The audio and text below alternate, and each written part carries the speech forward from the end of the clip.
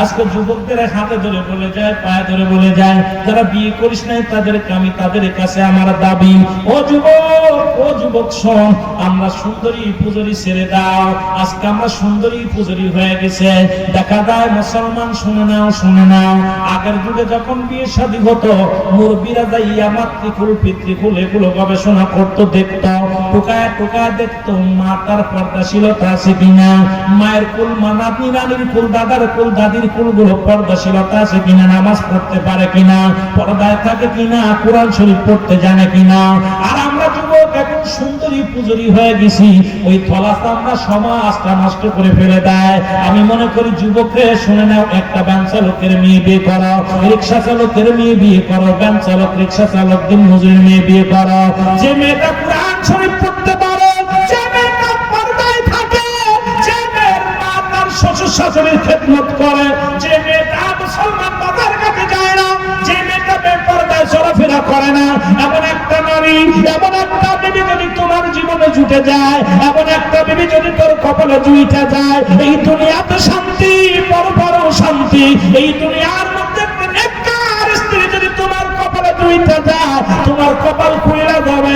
আর ওই বদকার, ওই সুন্দরী মুসলমানের চেহারার গৌরব দেখাইয়া বাবার কাঠ নিজেকে করলে ভালো লাগবে না, লিপস্টিক আনতে না লাগাইলে ভালো লাগবে না, বেপরদায় না চললে ভালো লাগবে না, মার্কেট না করলে ভালো লাগবে না, বেগানা পুরুষের ধাক্কা না খাইলে ভালো লাগবে না। এমন একটা নারী যদি তোর কপালে জুইটা যায়, দুনিয়া থেকেও গজব, তোর কবরেও গজব। আমি যুবকদের হাতে ধরে বলে যাই, একটা বেটে মেয়ে বিয়ে কর, কালো মেয়ে বিয়ে কর, তবু আল্লাহ ওয়ালা মেয়ে বিয়ে কর, নামাজি মেয়ে বিয়ে কর, পর্দাশীলতা একটা মেয়ে বিয়ে কর। বাবা মার কাছে দাবি করবি, ও যুবক, আমি সুন্দরী চাই না, একটা আদর্শবান একটা বিবি চাই। এই বিবিটা সারাদিন নামাজের মধ্যে থাকবে, পর্দার মধ্যে থাকবে, খেদমত করবে, আমার বাবা মার খেদমত করবে। এই সংসারের মধ্যে বাজারে যাবে না, কোথাও লিপস্টিক লাগায় ঘোরাফেরা করবে না, কোথাও বেগানা পুরুষের চেহারা দেখবে না। এমন একটা নারী যদি জুটে যায়, তোর কপাল খুলে যাবে। এ আমার মা বোনের আজকে শোনে না, ও মা বোনেরা, অনেকে বলতে পারে শুধু পুরুষের কথা বললেন, আমাদের কথা বলে যান। আমি মাদের বলবো, মা, ও মা শুনে নাও, সব মারা আলেমরে বিয়ে করো ভাই, চিন্তা করো না। এই বড় বক্তা বাবা কই, বড় আলেম বাবা কয়, দাদির কাছে, দাদার কাছে দাবি করবা, মা দাদি চাচির কাছে, ও মা, ও দাদি, ও নানি শুনে নাও, এমন একটা ছেলে দিবা সারাদিন দিন চালা, ব্যান চালায়, আমার হালাল খাবার খাওয়ায়, আমার সারাদিন পরে এক মুঠো খাবার খাওয়াইবে, ওই স্বামীটা আমার হালাল খাবার খাওয়াইবে, আমার পর্দার মধ্যে রাখবে, আমার নামাজের জন্য তাগিদ দিবে, হারাম খাবে না, বেগানা পুরুষের সঙ্গে চলাফেরা করবে না। এ মা, তোদের দাবি করে যায় জিন্দেগি কয় বছরের?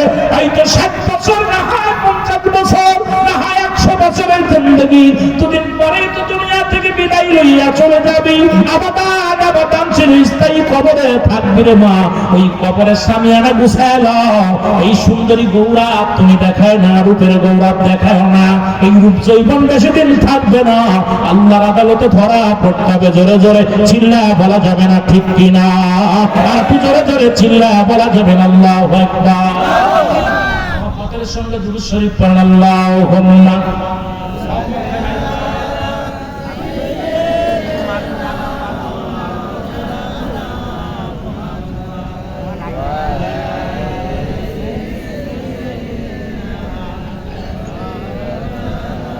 আমি আমার মাদেরকে বলে যাবো, মারে, একটা ভ্যান চালক বিয়ে কর, রিক্সা চালক বিয়ে কর, দয়া করে দাড়ি চাচা গুলো বিয়ে করবি, বেনামাজিরা দাড়ি বিয়ে করবি।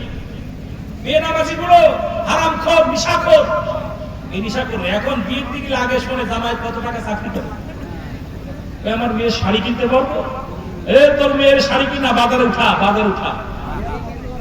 হারামখোর, এই হারামখোর গুলো আজ অধিকাংশ মেয়েগুলো নিজের সুশিক্ষায় স্বীকৃত করতে পারে না। আমার বাজারেরা সারাদিন পরে এক মুঠা খাবার খাওয়াবে, হালাল খাওয়াবে। কি খাওয়াবে? কথা বলেন না কেন? পর্দায় রাখবে। রাসূল তোমায় ভালোবাসি।